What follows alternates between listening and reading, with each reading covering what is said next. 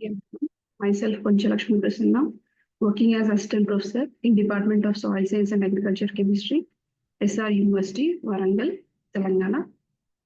As part of our soil science course, that is management of problem soils and irrigation water, today I'm going to discuss about the one of the salt affected soils, that is the saline soils.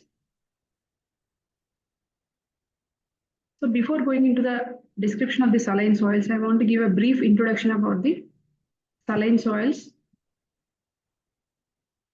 Saline soils are type of the problematic soils. So problematic soils are those soils which pose limitations to the plant growth, agriculture productivity and land use due to their unfavorable physical, chemical or biological characteristics. These soils require special management practices for successful cultivation and long-term sustainability. Common types of problematic soils include saline soils, sodic soils, acid sulfate soils, waterlogged soils, and calcareous soils. Saline soils are those soils containing high amount of soluble salts present in the soil solution, which affects the seed germination and plant metabolism. Sodic soils are the alkali soils are a type of problematic soils which include high amount of sodium which is present on the clay colloids or on the exchange complex of clay, which causes the deflocculation of the deflocculation, causing the low infiltration and the low aeration of the soil. Next is the acid soils. Acid soils are those soils having the low pH.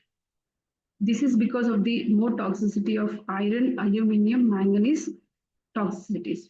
Acid sulfate soils are those soils contains acid sulfuric acid, which when it is exposed to the air drastically, thereby these soils are formed in the waterlogged conditions, making the pH at a very low pH of less than 3.5 to the 4.5 pH. Waterlogged soils are those soils which forms under the swampy or the dampy areas, which affects the pore drainage, limiting the oxygen conditions, thereby affecting the planting or the seed growth is severely affected. Next is the calcareous soils. Calcareous soils are those soils containing high amount of calcium carbonate, which causes the deficiency of various nutrients, which affects the seedling growth. These soils are widespread in India, arid, semi-arid conditions, and also in the coastal regions, which threaten the crop yield, crop productivity, food security if it is not properly managed. Understanding the nature and distribution of these soils is very much important in order to reclaim these soils. In order to reclaim these problematic soils, certain reclamation measures is to be followed, which is essential for suitable land use planning, enhancing agriculture productivity, preventing soil degradation and also prevention of soil erosion, achieving the food security and environmental quality. Saline soils. Saline soils are those soils which contain free soluble salts which are soluble in water, containing the cations like calcium, magnesium, sodium, which are balanced by the anions like chloride, sulfate, or bicarbonates in the soil solution. So it is a pictures which represents the presence of the saline soils.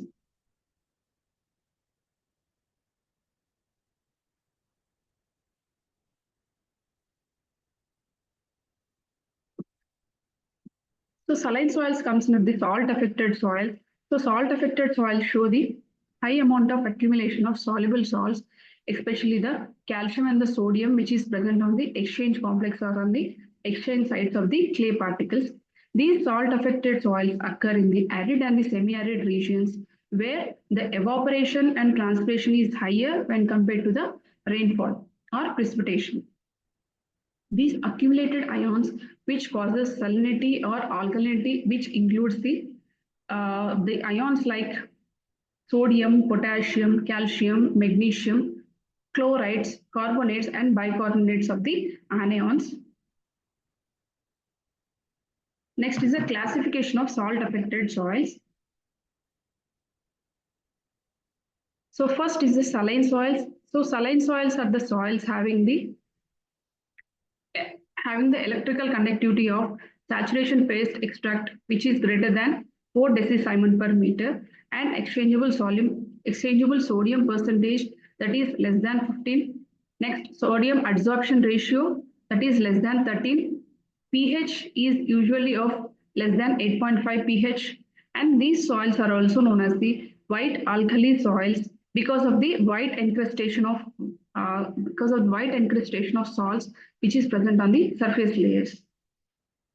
So here you can see this picture depicts the formation of saline soils. So here there is white encrustation of salts present on the surface of layers. So this white color is due to the presence of the soluble salts in the soil solution. So as the salts are more accumulated on the surface layers in the soil solution, that is why the color of this particular soil seems to be in a white color. That is why these are known as the white alkali soils. White color is due to the presence of different types of salts, and also sodium is also present in them. That is why it is known as the white alkali soils.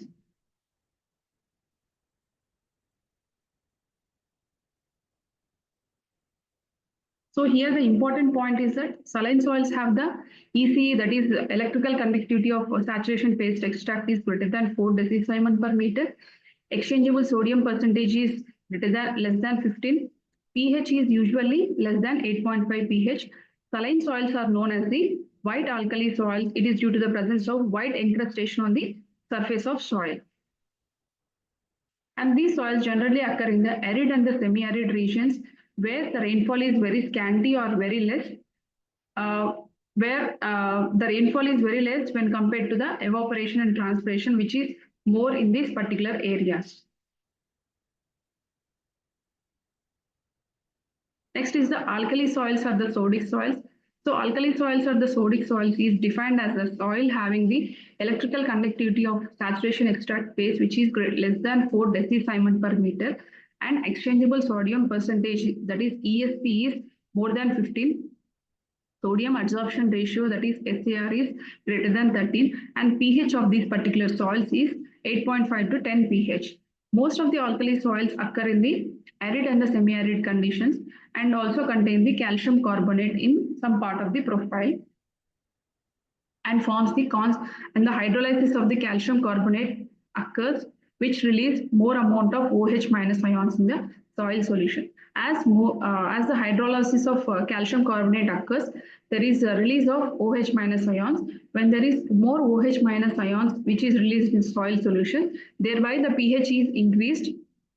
That is why the pH ranges is from 8.5 to 10 pH. The OH minus ions which is released in this solution, which makes the pH higher in calcareous soils than the non-calcareous soils. These soils are also known as the black alkali soils. It is because of the due to higher pH and due to the dominance of sodium ions which are present in the alkali soils, or the sodium ions are also present on the clay colloids or on the exchange complex. As the sodium ions are present on the exchange complex, and the sodium ions are held very loosely on the soil colloids. So when this sodium is loosely held on the soil colloids, the partial dissolution of humus or the organic matter takes place. When there is partial dissolution of that humus or the organic matter, some tints of black or brown color along with the water, it is seen. So that is why these sodic soils or the alkali soils are known as the black alkali soils. One is that due to high pH condition and also because of the more amount of sodium which is held very loosely on the surface of the clay or on the exchange complex of the clay colloids, and there is a partial dissolution. When the sodium comes in contact with the humus, there is partial dissolution of humus or the organic matter occurs. When this partial dissolution of humus or the organic matter takes place, there is some extractants or some tints of this humus which appears in form of brown or black color. That is why alkali soils or the sodic soils is called as the black alkali soils.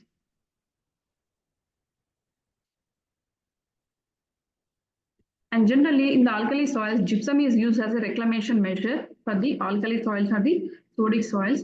Next is the saline sodic soils. So saline sodic soils is a type of the problematic soil which contains the electrical conductivity of saturation extract paste which is greater than 4 decisiemens per meter. Exchangeable sodium percentage is greater than 15. Sodium adsorption ratio is greater than 13. And the pH of this particular soil is above 8.5 pH. And there is a relative amount of exchangeable sodium and also the other soluble salts present in it.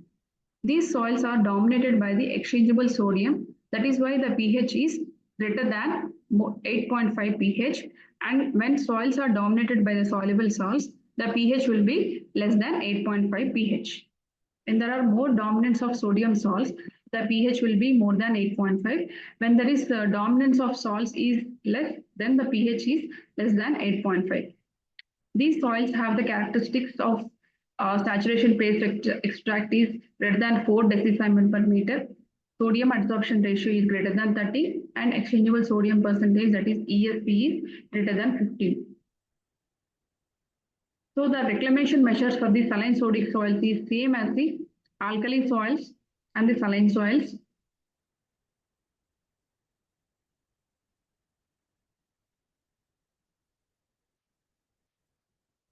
So here you can see the pictures of the formation of the saline sodic soil, and this is the picture for the formation of this alkali soil.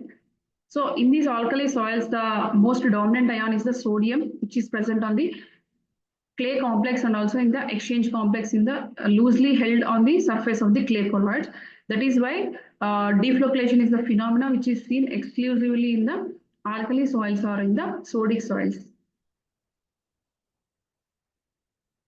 Let's see the characterization of the salt affected soils. So when we see the characteristics of saline soils, alkali soils and saline alkali soils, saline soils have the pH less than 8.5, whereas the alkali soils have the pH greater than 8.5 and saline alkali soils have the pH greater than 8.5. So here the characteristics of alkali soils and saline alkali soils are mostly one or the same. So the pH of the EC of the saline soils is greater than 4.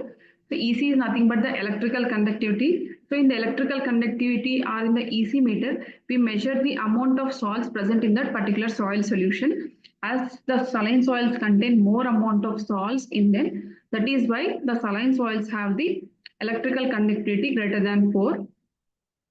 Here in the alkali soils and the saline alkali soils, the pH is greater than 8.5. It is because alkali soils and saline alkali soils, there is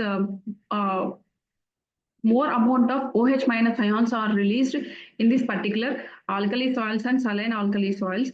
That is why the pH is greater than 8.5, whereas EC is less than 4. Next, salt concentration of saline soils is greater than 0.1%.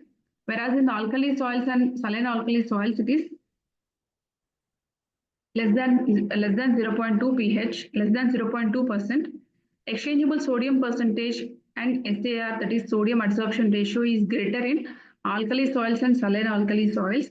The dominant cations present in the saline soils is calcium, magnesium, and the sodium. Whereas in the alkali soils or in the sodic soils, the dominant cations is the sodium. In saline alkali soils, the dominant cations present over is calcium, magnesium, potassium, and the sodium. The dominant ions present in the saline soils is chlorides, sulfates, nitrates, and bicarbonates. Alkali soils, the dominant anions present here is carbonates and bicarbonates. In saline alkali soils, the dominant anions is chlorides, sulfates, nitrates, carbonates, and bicarbonates. Here, the important point is to be mentioned is the dominant anions is chlorides, sulfates, and nitrates are the dominant anions present in the saline solution, saline soil. Whereas in the alkali soils, the anions like carbonates and bicarbonates, whereas the cations is sodium. Sodium is the dominant cation present in the alkali soil. The soil structure is a flocculated condition in the saline soils, whereas it is a deflocculated condition in the alkali soils or the sodic soils. Whereas in saline alkali soils, the soil condition is the flocculated condition. So deflocculation is a phenomena which is seen only in the alkali soil. It is because of the sodium ions, when it is loosely held, all the soil aggregates they are separated from each other. That is, all the soil aggregates which are present in a aggregation, they are separated from each other or they are moved from each other. They are separated from each other. It is due to the presence of the sodium. When sodium is present on the clay complex or the clay colloid, the particles get loosened and the particles repel from their apart from each other. That is known as the deflocculation phenomena. Infiltration is very good in saline soils and in saline alkali soils. It is very poor in the alkali soils. The drainage is good in the saline soils and also in saline alkali soils. When we see the nomenclature of this saline soil, it is known as the Solan chalk. The word Solan chalk comes from the Russian term. The nomenclature of alkali soils are the sodic soils. It is known as solanites, which comes from the Russian term. So Solan chalk is the other word for the saline soils, which comes from the Russian term. Alkali soils have the term that is the solanites, which comes from the Russian term. So here the important points to be mentioned is alkali soils have the pH greater than 8.5 pH and ESP, that is exchangeable sodium percentage, and sodium adsorption ratio is greater than 13. The dominant cations present in the alkali soil is sodium and the dominant anions present is carbonates and bicarbonates. Whereas in the saline soil, the pH, that is electrical conductivity of a saturation paste extract, is greater than 4. The dominant cations present in the saline soils is calcium, magnesium, and the sodium, whereas the dominant anions is chloride, sulfates, and nitrates. Here, the soil structure in the saline soils is in the flocculated condition.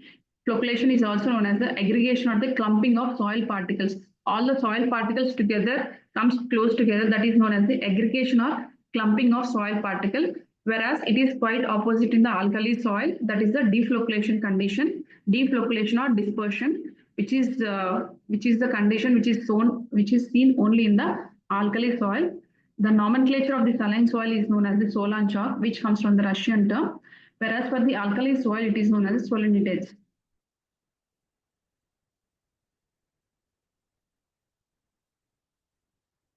Next is what is salinization. Soil salinization refers to the level of soils it refers to the level of presence of salts present in them. The level of salts which are present at the agriculture level and which disrupts the environmental health is known as the soil salinization. And process of formation of soils in this particular soils is known as the salinization. Salinization, this phenomena usually occurs in the arid and the semi-arid area. So in the arid and the semi-arid areas, here the rainfall is very less, but evaporation and the precipitation is higher when compared to the rainfall. That is why the soluble salt ions which accumulate in the soil, when the soluble salts which are present in the soil, when there is less rainfall and more evaporation, the transpiration, that is why the soluble salts will be present on the surface of layer, which appears in form of the white color, that is known as the white encrustation or the white alkali soils. In the beginning, these salts will reduce the soil productivity and limits the crop yields. When salinity increases, it will kill the vegetation. Vegetation will be killed or hampered. It will kill the vegetation and also the soil microbial biota. Thereby, the perfect soil will become completely barren. So this is how, that is why these soils are productive, but potentially they are barren, but they are productive in nature. It is because of the soil structure is in the flocculated condition. In the beginning, the salts will reduce the productivity and reduce the crop yields, but when salinity increases, it will kill the vegetation and soil microorganisms. Then the perfectly fertile soils will be it will become completely barren in nature. Next, sources of soluble salts are factors for formation of saline soils. So there are various factors for the formation of saline soils. First is the primary minerals. So the primary minerals which are formed, generally the minerals, rocks and minerals are formed by the withering process. So withering is nothing but the breakdown of rocks and minerals is known as the. So here the primary minerals. So the primary minerals are formed.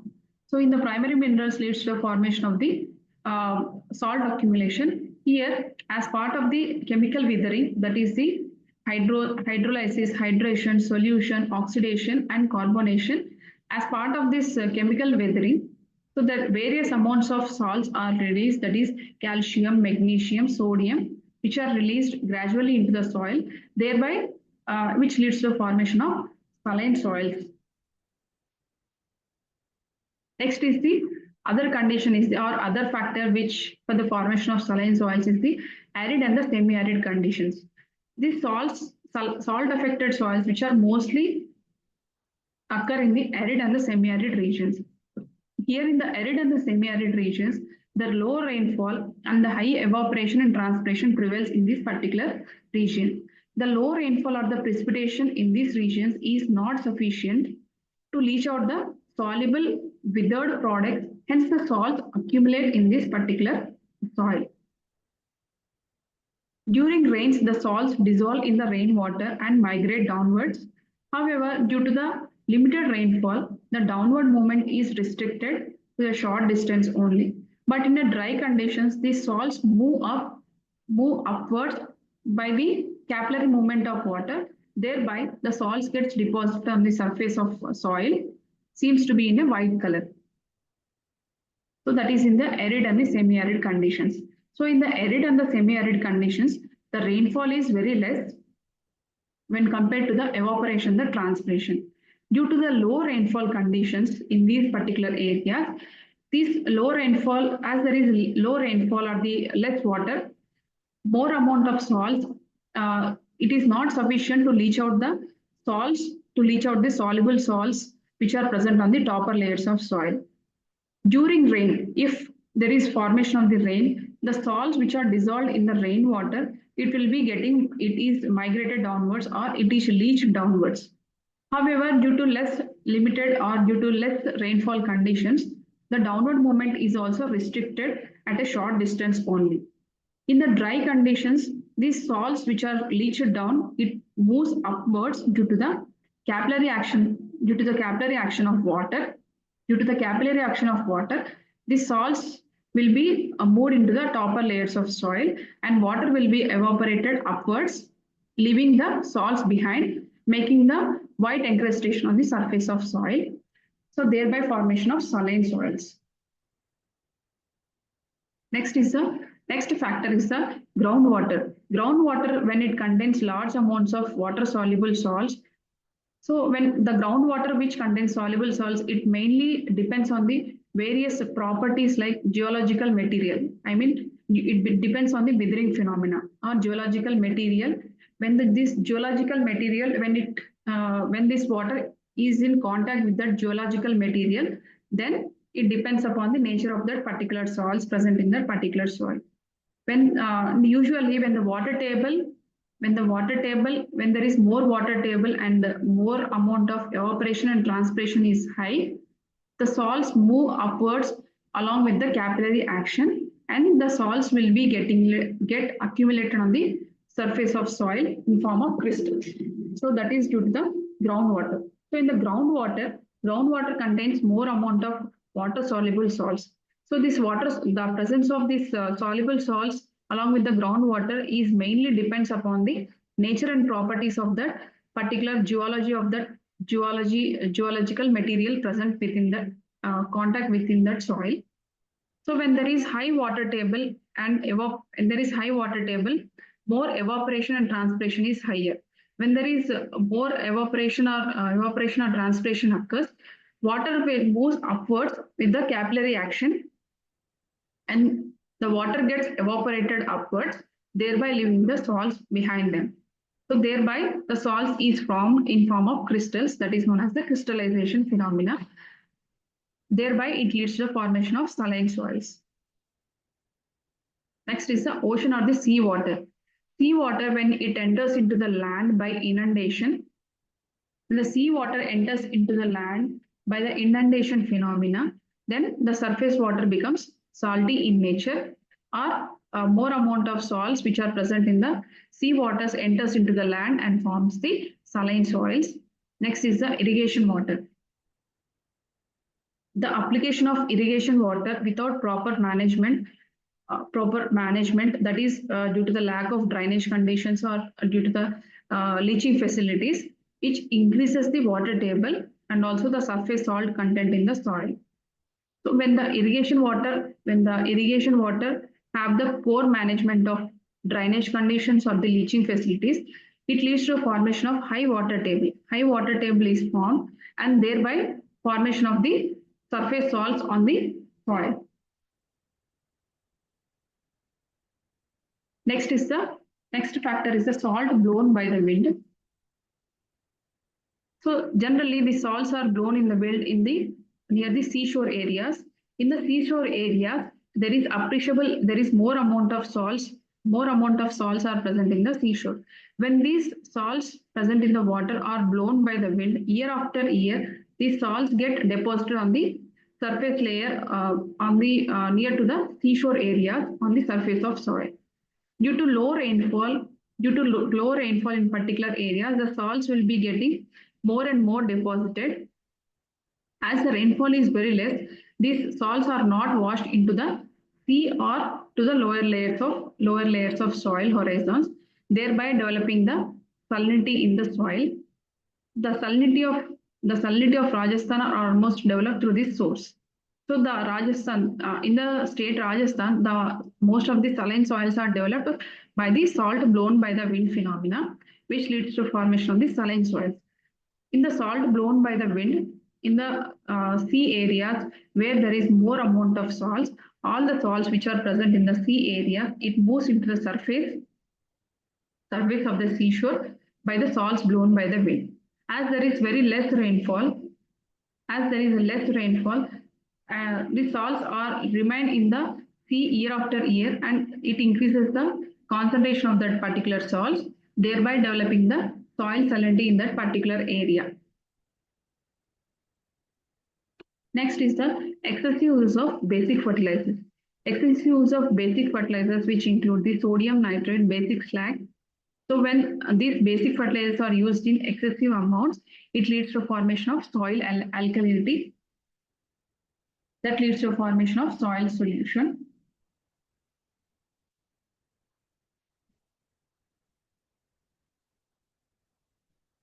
So when we see the various factors or sources of the soil formation, so first is the primary minerals.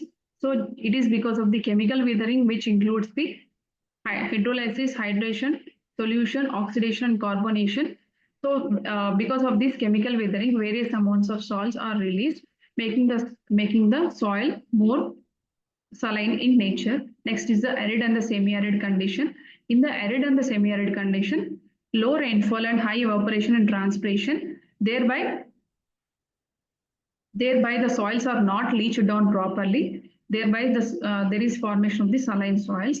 Next is the groundwater. So when the groundwater contains more amounts of salts, it is by the geological material or the nature of the soil properties which is related to the geological material. When it is in contact with that particular geological material, there is more water table and evaporation and transpiration is high. Along with that, the water moves upwards with the capillary action. Thereby, the salts are moved upwards with the capillary action and thereby formation of the saline soils. Next is the ocean or the sea water. So when the sea water enters into the land or inundation into the soil, there is formation of the saline soils. Next is the irrigation water. So when the irrigation water which is given to the given to the soil is not properly managed, having low drainage condition or the less leaching facilities, then there is chance of increasing the water table and formation of the surface salts on the surface of soil. Next is the salts blown by the wind. When there is more amount of salts are blown by the wind into the seashore area, the concentration of salts increases year by year. As there is very less in that particular area, the salts are not leached down or washed out. thereby causing thereby causing the formation of the saline soils in this particular area. Next is the excessive use of basic fertilizers, that is the sodium nitrate and the basic slag.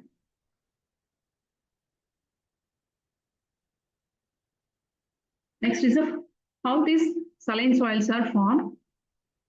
The process by which saline soils is formed is known as the salinization. Saline soils mostly occur in the arid and the semi-arid regions. In the arid and the semi-arid regions, the saline soils not only occur, it occurs because of the less rainfall conditions. When there is less rainfall conditions, the amount of salts which are present in the soil solution are unable to leach downwards. They are unable to leach downwards because of the less rainfall. Because of the high evaporation and transpiration, the salts which are present in the water table, the water moves upwards with the capillary action. Along with the water, the salts also moves upwards. Water is evaporated upwards, leaving the salts. Thereby, the concentration of the salts increases from the surface water, thereby causing the saline soils. Next is the absence of the humid region. So the formation of saline soils is absent in the humid region. It is because of in the humid region, the soluble salts present in the soil materials, these are formed by the withering of minerals, which are carried downwards into the groundwater.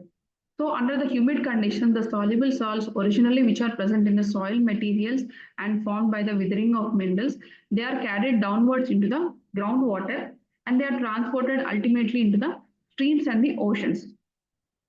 These saline soils, therefore, they are practically, they does not exist in the humid regions, except when the soils are subjected to the seawater in the river or in the deltaic regions or in the low-lying lands near the seashore areas. So in the humid regions, these saline soils are absent or it does not exist. It is because in the humid regions, there is more amount of water. When there is more amount of water, all the salts get leached downwards or it is carried downwards into the lower horizons. When it is carried into the lower horizons or in the groundwaters, they are transported by the streams or the oceans.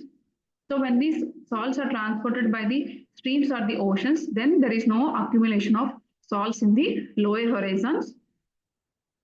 When there is no formation of salts in the lower horizon, then there is no formation of saline soils in them. That is why this formation of the saline soils does not exist in the humid regions, but there is a chance for the formation of the saline soils in the humid regions when the water is subjected to when that particular seawater enters into the river deltas or in the low-lying areas. In the low-lying areas, when there is a stagnation of water, when there is water stagnation, all the amounts of when there is water stagnation in the low-lying areas, because of the water stagnation occurs when there is less drainage conditions or when there is less leaching condition.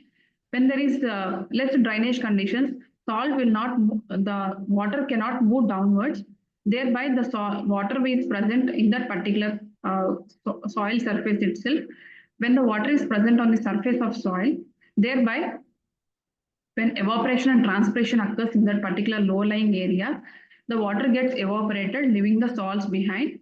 Thereby, there is formation of the saline soils in the low-lying areas. Next is the restricted drainage condition. So this is also one of the factors which contributes to the formation of the saline soils. So it is because of the presence of the high water table and the low permeability of the salts. Low permeability of salts causes the low drainage condition by impeding or by restricting the movement of water downwards. Low permeability of water results in the unfavorable soil texture or soil structure, which causes the clay pan, which consists of the hard clay pan or calci layer of the silica hard pans. So because of the restricted drainage conditions, because of the restricted drainage, there is formation of high water table and also low permeability. When there is low permeability and the drainage is impeded, the water cannot move downwards. Thereby, the surface structure and texture of that particular soil is hampered by formation of the hard clay that is known as a calci layer. Calci layer is nothing but a layer formation of the calcium carbonate, which is the dominant salts present in the particular type of soil, thereby causing the formation of salts, which is known as the calci layer, or silica hard pans is formed because of the restricted drainage condition. Next is the hydrolysis of the sodium. Hydrolysis of sodium which is present on the exchange complex of clay, thereby leads to the formation of the alkali soil. So hydrolysis of sodium carbonate occurs, thereby formation of the alkali soil. Sodium carbonate undergoes hydrolysis to form sodium hydroxide. This sodium hydroxide which dissociates and increases the concentration of hydroxyl ions in the soil solution. The sodium carbonate This sodium carbonate undergoes hydrolysis and forms the sodium hydroxide. Sodium hydroxide further undergoes dissociation and forms the sodium and the hydroxyl ions. These hydroxyl ions increases the soil pH, thereby causing the soil salinity. Next is the salty underground water. When the underground water is more salty, salt moves upwards along with the water and gets deposited when the water evaporates. Next is the quality of irrigation water. If the water contains excess amount of calcium, magnesium, and the sodium chloride, if the water contains excess amount of cations like calcium, magnesium, sodium, and the anions like chlorides, sulfates, carbonates, bicarbonates, and boron, because of the continuous application of these particular ions in the irrigation water develops the salt-affected soils. When there is rise in groundwater level, pore drainage leads to the pore drainage. There is formation of pore drainage. When there is pore drainage, leaching of salts is very less, and it causes the formation of the salinization or the alkalization. That is the formation of the saline soils or alkali soils takes place in this. It is because of the high groundwater table. High groundwater table leads to the low leaching condition. Low leaching condition leads to the formation of the salinization or the alkalization phenomena.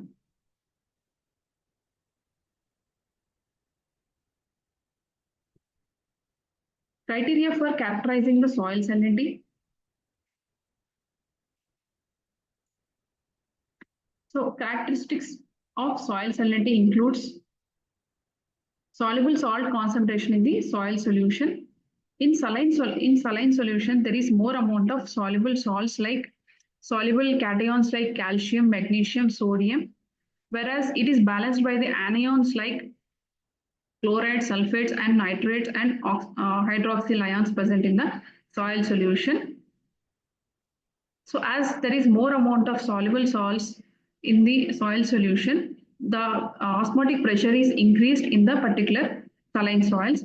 So when we see the relationship between the total dissolved solids and electrical conductivity, so it is defined as the total dissolved salts is equals to electrical conductivity into 640. In order to measure the some of the soluble cations or anions in the soil salinity, the formula is sum of the soluble cations or anions is equals to the EC, that is decisiemens per meter into 10. So this is the formula to measure the amount of soluble cations and anions present in the saline soils. In order to measure the total dissolved solids, it is EC into 640 is the formula to measure the amount of total dissolved solid present in them. Next is the osmotic pressure. Osmotic pressure in the soil solution, especially in the saline soils, the osmotic pressure is higher. It is because of the more presence of the soluble salts present in the soil solution. So when more amount of soluble salts is closely related to the water uptake and the growth of plants in the saline soils. Generally, the osmotic pressure of certain soils like saline soils is usually calculated.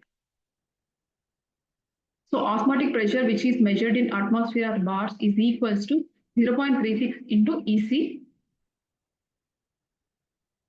Next character is the electrical conductivity of soil saturation extract. So the measure of EC, so electrical conductivity of saline soils is greater than 4.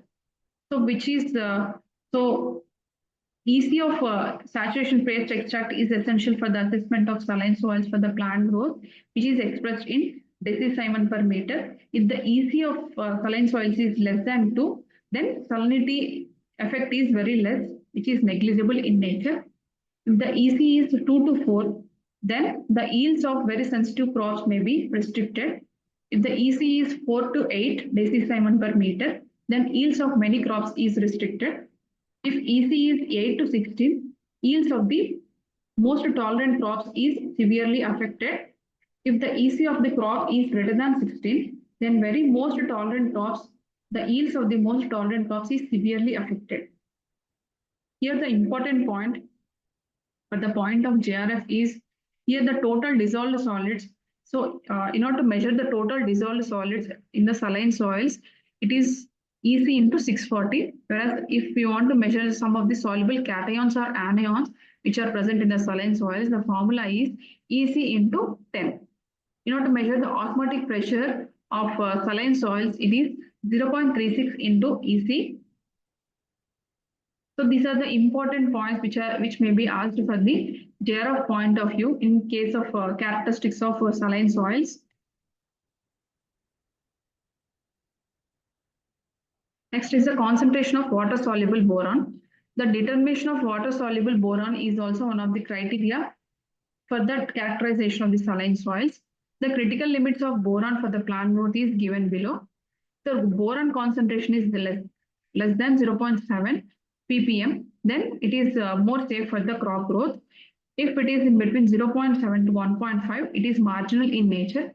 If it is greater than 15, then it is not safe for the soils or for the plant growth.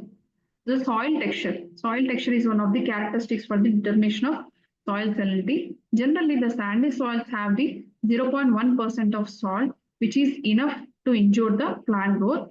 While in the clay soils, the same amount of 0.1% salt is normal for the clay soil. In the sandy soil, if there is 0.1% of salt, then it is injurious to the plant growth.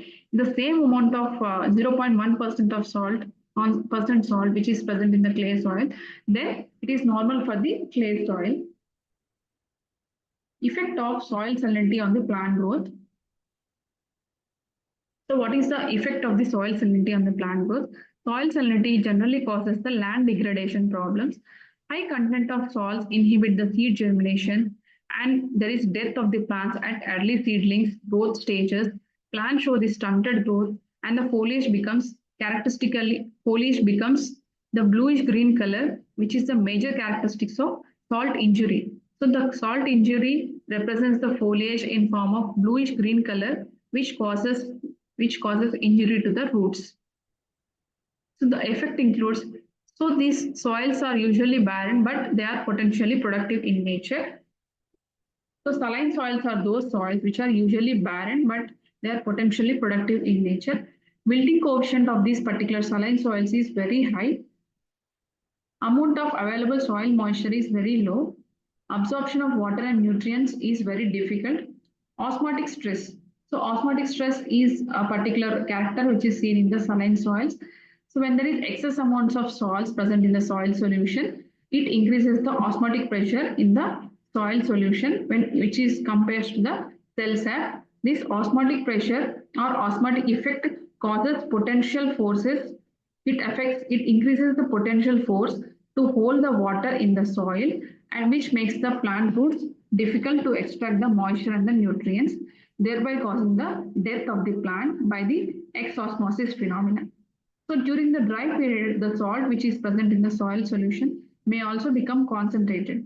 During dry period, the salts which are present in the soil solution becomes concentrated. When these salts become concentrated in the dry periods, plants have to use extra energy for the uptake of nutrients from the deeper layers of soil, thereby causing the exosmosis phenomena. When there is exosmosis phenomena, it leads to the death of the plant. That is known as the osmotic stress, which is a character seen in the saline soils. So here you can see the osmotic stress or the decreased water availability to the plant growth. So this is the normal cell or the generally the plant cell with the normal irrigation water. Here, so this is the plant cell which contains the saline irrigation. I mean, more amounts of salts are present in them in this particular soil. So osmotic stress is a phenomena which is seen in the saline soils. This osmotic stress which is seen in the saline soils, it is because of the more amounts of saline soils, which because of the more amounts of salts which is present in the soil solution. Generally, the osmosis is nothing but the movement of water from a region of low salt concentration in the soil to a higher salt concentration within the plant roots is known as the osmosis. So this entry and exit of the water takes place with the help of the semi-permeable membrane, which is present in the root cells. This semi-permeable membrane, which is seen on the root cells, it it passes only the water from the soil solution by restricting the entry of salts within them. So when in the saline soils, as there is more amounts of salts, that is why this phenomena is destructed. I mean, the salt membrane phenomena is destructed in the saline soils. When, as a result, this it becomes the as a result, the demand for the water for the plants. As a result, the demand for the as the as a result, the demand for the plants is more. As the demand for water for the plants is more to absorb the water, not to exclude the salts for leaching, not to exclude the salts which are present in them. This leads to a condition known as physiological drought. Physiological drought is a condition where the plants require more and more amount of water, but the plant cannot absorb the water from the soil solution. It is because of the more amount of salts. The more amount of salts are present in the soil solution. The root system, which is having the semi-permeable membrane restricts the salts which are present in the soil solution, and only the water is entered. When water is only entered, as there is more amounts of salt, the demand for the plant growth is also higher. When there is when the water is not when the water is present, but the plant is unable to take that water, thereby the condition known as physiological drought is seen in that particular saline soils. So in the physiological drought is a condition where the plant contains sufficient soil, the soil contains sufficient amount of moisture, but the plants are unable to utilize that, unable to utilize it effectively. So in the physiological drought condition, the soils have more amount of water present in them. I mean, moisture is present in them, but the plant cannot uptake the water. It is because of the more amounts of salts present in the particular soil solution. That is why the roots cannot absorb water from them. Thereby, the physiological drought is seen in the saline soils. Under such osmotic stress conditions, the plant cell may continue to divide. The plant cell divides. The plant cells continue to divide, but it failed to elongate the. There is a division of plant cells, but plant cells cannot elongate in nature. This abnormal behavior increases the cell density per unit area, thereby causing the dark bluish colored discoloration of the foliage. So because of this osmotic stress phenomena, there is a dark bluish green discoloration is seen on the foliage of the leaf, which is the typical symptom, which is the typical symptom which occurs due to the salt stress in the crops. So this is known as the osmotic stress. So the osmotic stress is nothing but a condition or the phenomena which is seen in the saline soils. So in the saline soils, so where there is more amount of salts, more amount of soluble salts, that is why this osmotic stress is created. Osmosis is nothing but a phenomena where the movement of water from a region of low salt concentration in the soil solution to a region of higher concentration in the plant roots is known as the osmosis phenomena. The semi-permeable membrane, which is present on the root cells, will allow only the water to enter into the plant by restricting the movement most by the restricting the salts. So as the saline soils contains more amounts of salts, the semi-permeable membrane does not allow water inside the plant. Inside the plant, That is why there is more demand. I mean, the plant is in need of more amount of water in order to leach out the salts present from the metabolism. So as the demand for the water is more, but because of the salinity conditions, the plant roots is not able to absorb that water. Plant roots have the sufficient amount of moisture, but it cannot absorb the water. It cannot absorb the nutrients or the water present in them. This leads to a physiological drought condition, which is seen in the, which is also known as the osmotic stress condition. So in the physiological drought condition, where the soil have the sufficient amount of moisture, but plant is unable to utilize this water, the moisture for its plant growth. So under this osmotic stress condition, plant cells is continuing to divide. Plant cells may divide, but it failed to elongate. It failed to elongate in nature. This abnormal behavior increases the cell density per unit area. Thereby, the osmotic stress is seen in form of a dark bluish green discoloration seen on the foliage, which is a typical symptom for the osmotic stress condition in the crops. So due to high salt concentration, the plant have to spend, due to high salt concentration, the plant have to spend more amount of energy to absorb water in order to exclude the salts from the metabolic active sites. At the same time, nutrient elements also become unavailable to the plants. Salt injury, salt toxicity or the salt injury.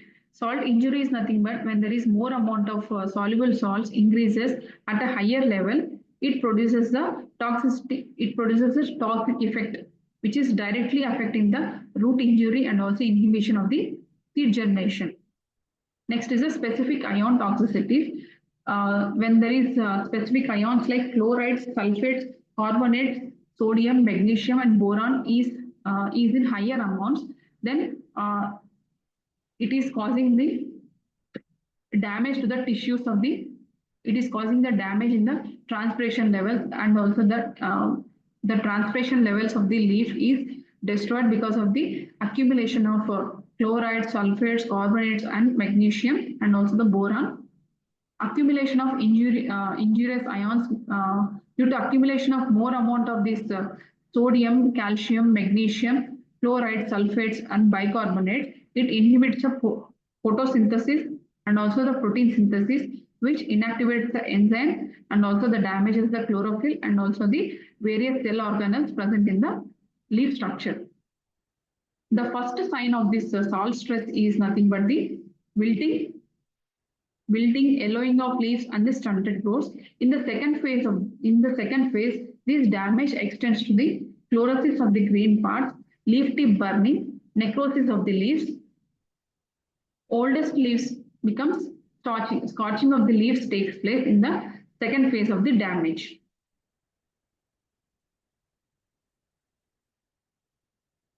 Some of the problems which is seen on the plant growth is as follows. That is, some of the symptoms includes wilting, chlorosis, plant absorption of water and the nutrients.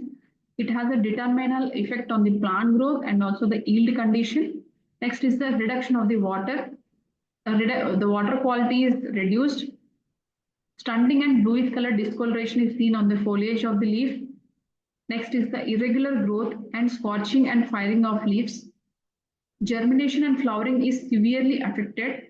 Leaf mottling, tip burning, firing of the margins, coupling and rolling of the leaves due to the moisture stress conditions, increase in thickness of the leaves, delay of flowering in the maize, tomatoes, beans, and peas. Size of the grains and cob is reduced in maize. Sugar recovery in sugarcane is severely affected. The fiber length is reduced in the cotton, and the heads are made solid in case of the cabbage. In carrot, the sugar content is reduced. More amount of sugar content occurs in the carrot. So here the important point is that there is bluish green discoloration is seen on the foliage, which is one of the major or the typical symptom for the osmotic stress condition. Next is the delay flowering in maize, tomato, beans and pea. Next is the fiber length is severely reduced in cotton.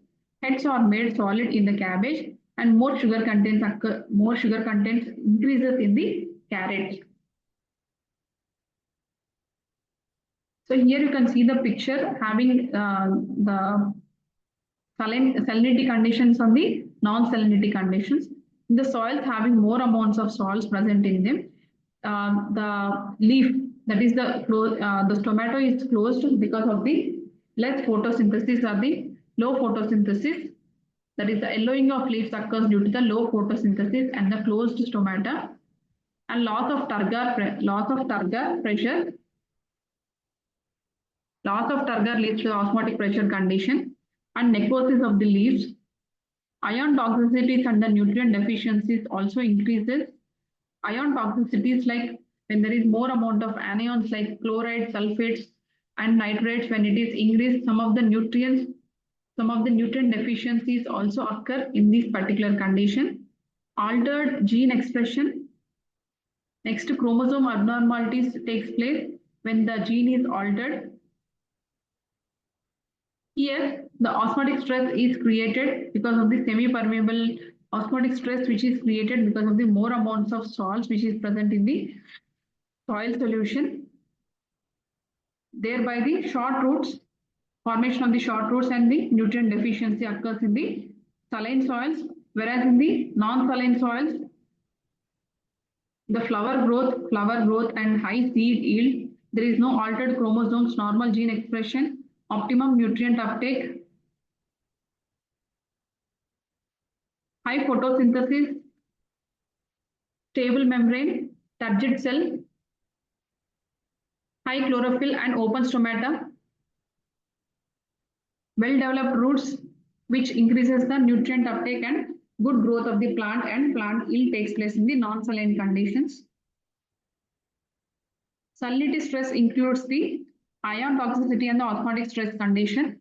In the ion toxicity, the morphological responses includes the leaf rolling, chlorosis, low tillering, lower root growth, stunted shoot growth. Physiological responses, which include the photosynthesis inhibition, stomatal closure, low osmotic potential, reduced water content, and high osmolytic conditions.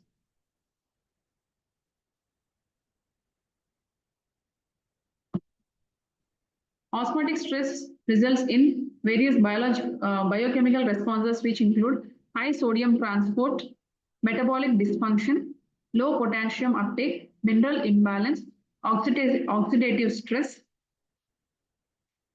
yield-related responses, which include spikelet sterility in the spikelet, less fluorides per panicle, lower gain weight, lower harvest index, and less biological yield. So these are all the symptoms which occur, that is, the morphological responses and the plant responses which occur due to the ion toxicity, and various biochemical responses and the yield related responses occurs due to the osmotic stress condition, which I have discussed in the previous slide.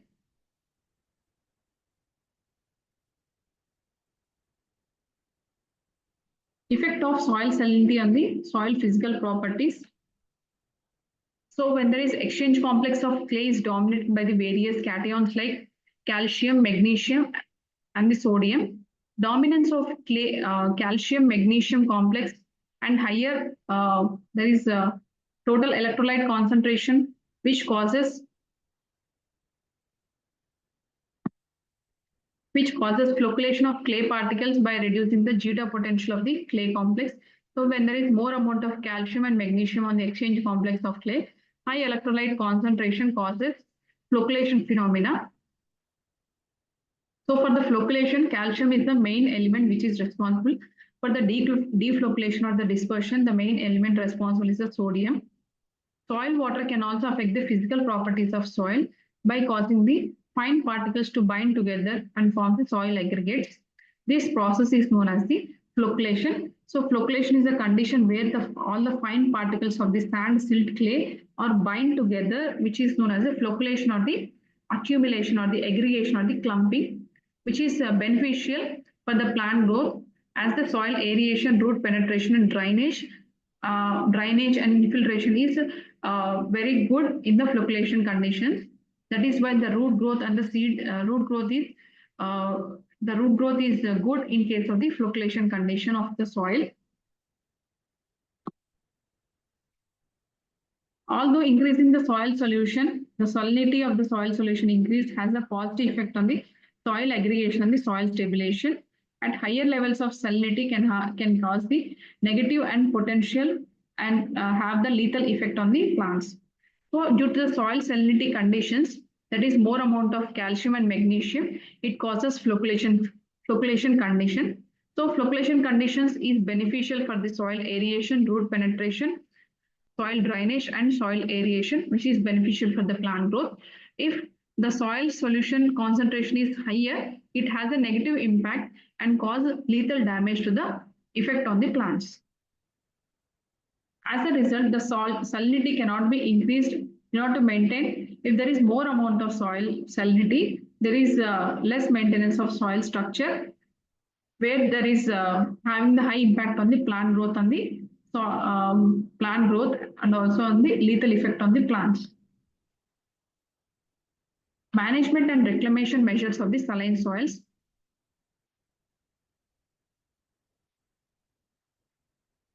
So this is reclamation measures in the saline soils is generally done in order to remove the salts from the saline soils.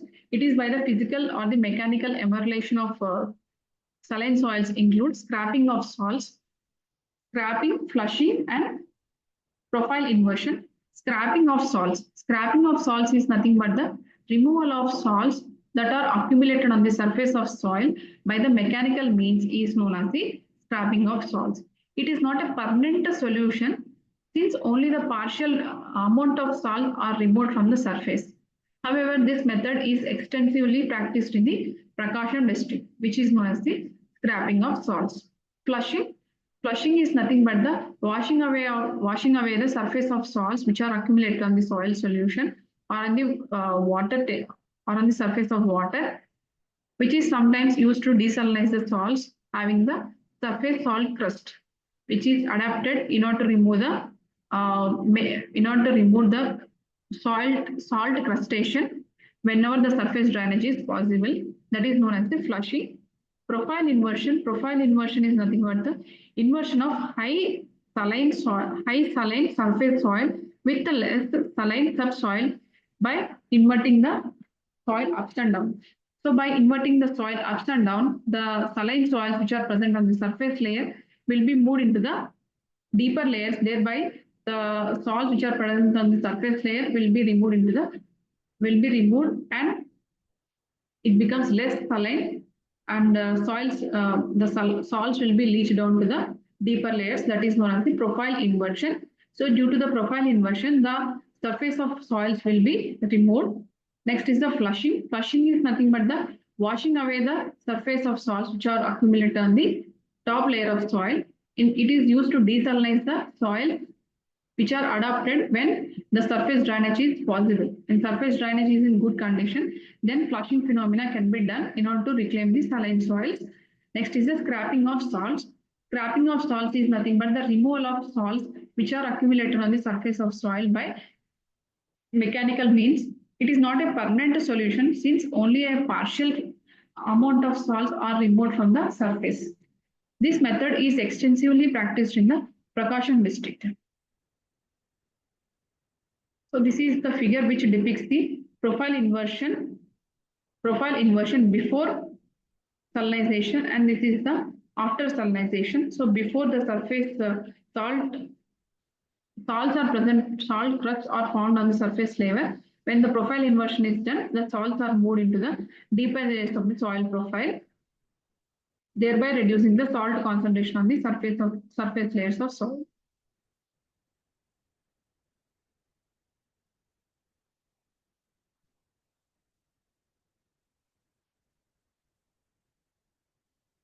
Next is the hydrotechnical measure or emulation. Hydrotechnical measure is nothing but the leaching. So the main object of these saline soils is leaching the salts below the root zone. that is by the drainage system which should be installed. So in order to leach out the soils, there should be a good drainage conditions. Then only this type of amelioration will be effective in nature. Generally, the leaching is done for the reclamation of the saline soils. So for the reclamation of saline soils, the measures like leaching, scrapping of soils, flushing, and profile inversion are done for the as a measure for the or for the measure for the saline soils. Leaching requirement. So leaching requirement is nothing but a thing where the fraction of irrigation water that must be leached through the root zone to control the soil salinity at the specified level is known as the leaching requirement. So the salts which are present on the surface layers of soil is leached down to the root zone level, is leached down to the root zone level in order to control the soil salinity at a specified level is known as the leaching requirement. So this leaching requirement basically depends upon the amount of salt content present in them and the desired level of soil salinity after leaching, depth of the depth of the soil which reclamation is desired and the soil characteristics which is to be performed for a leaching phenomenon. So leaching requirement, it is the formula of leaching requirement is the equivalent depth of the drainage water to the depth of the irrigation water in order to maintain a given soil solution concentration at the bottom of the root zone. It is expressed as the fraction or in the percentage. It is also the inverse ratio of corresponding electrical conductivities. So the leaching requirement formula is given as dW by dIW into 100 or ECIW by ECDW into 100. dW is nothing but the depth of the drainage water and depth of the irrigation water into 100. When it is in the EC, that is electrical conductivity of irrigation water by electrical conductivity of drainage water into 100. So this is the formula which is used for the leaching requirement.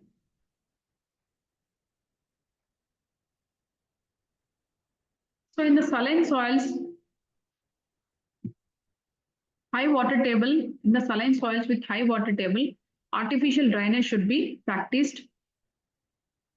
Leaching of soluble salts away from the last zone is permanent solution. Leaching of salts which is away from the leaching of salts away, removal of salts from the lowest root zone is the permanent solution for the reclamation of the saline soils. Leaching can be done in single or in the combination with the drainage or in the either means where shallow water table prevail, which is practiced for obtaining the favorable distribution of the soluble salts in the soil profile. Land leveling can be done. Land leveling preceding to the ponding is important. So first land leveling should be done, then ponding of salt water can be done. Ponding of fresh water on the soil surface and allowing it to infiltrate is the basic procedure which is done as a reclamation hydrotechnical measure for the saline soil formation. The efficacy of leaching depends upon the mode of water application, quantity of salts which are distributed in the profile and soil properties, quantity of water that must be applied and the leaching methods and the depth of the water table, initial soil salinity and the chemical composition of the salts. So in the hydrotechnical measures, the salines in order to reclaim the saline soil, the high water table along with the high water where there is high water table, the artificial drainage should be practiced it should be maintained in a good manner. Leaching of soluble salts from the lower root zone or lowest zone of the soil is a permanent solution for the reclamation of the saline soils. Leaching can be done in solo or in the combination with the drainage or in the either means where shallow water table prevails. It is practiced for favorable distribution of the soluble salts in the soil profile. Land leveling preceding to the ponding is very important. Ponding of fresh water on the soil surface and allowing it to infiltrate is the basic and the simple procedure. So the efficacy of this leaching depends upon the mode of the water application, the quantity of salts which are distributed on the soil profile, the amount of water which is the amount of water that is applied to the saline soil and the initial salinity and the chemical composition of salts which where this water which is used for the irrigation is done. Agronomic measures includes use of the acid forming fertilizers. So by usage of these acid forming fertilizers like ammonium sulfate, ammonium sulfate, ammonium chloride, KCl and SSP, foliar application is better when compared to the soil application in case of urea. Proper ploughing and leveling of land is very much essential for uniform spread of water and movement of water downwards. Thereby, leaching of salts will become very easy in nature. Retardation of water evaporation from the soil surface, growing of salt-tolerant crops, organic matter addition, which improves the soil physical condition and increases the water holding capacity, thereby the soil's condition is reduced. Use of mulches. So by usage of these mulches helps in reducing the rate of evaporation, thereby checking the movement of salts upwards, which helps in preventing the soil formation, soil salinity formation. First is the proper ploughing and land leveling. So when the proper ploughing and leveling is done for the land, then there is uniform spread of the when there is uniform spread of the water, then the water will be leached down effectively, leaving the removing the salts from the upper surface. Retardation of water evaporation from the soil surface. Retardation, removal of water evaporation from the surface. It is done by the application of the organic matter or the organic manures or by the mulches, growing of salt tolerant crops, organic matter addition along with the green manures. So this organic matter application helps in increasing the physical condition of soils like soil aeration, soil drainage and soil infiltration. Thereby the water holding capacity of the salts is diluted in the diluted conditions. Next is the usage of mulches. When mulches is done, mulches are specifically used in the saline soils in order to check the evaporation rate. Thereby the amount of salts which gets evaporated is reduced.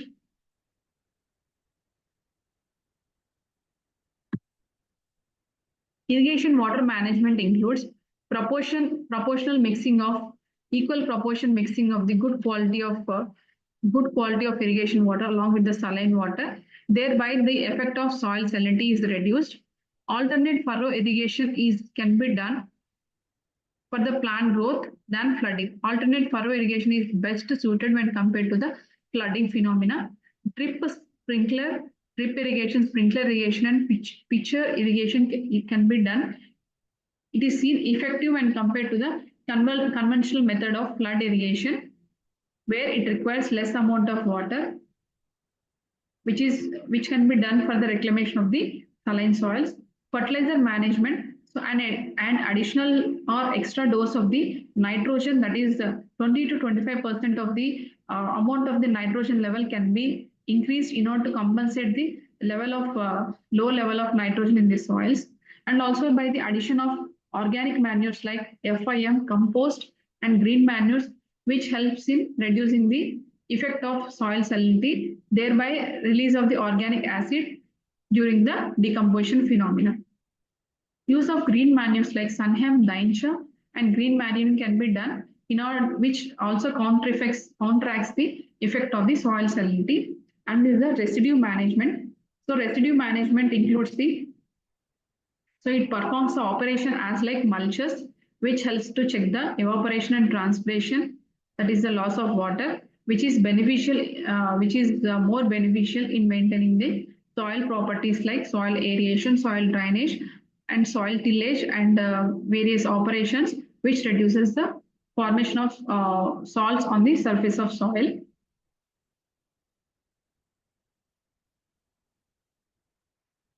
So in this video, we have seen the definition of saline soils. What are the characteristics of saline soils? Next, what are the factors of saline soils and what are the causes, effects of saline soils on the soil and plant growth? And the reclamation measures like physical reclamation, chemical reclamation measure for the formation of the saline soils. I hope this video is very much useful for the BSc Agri people.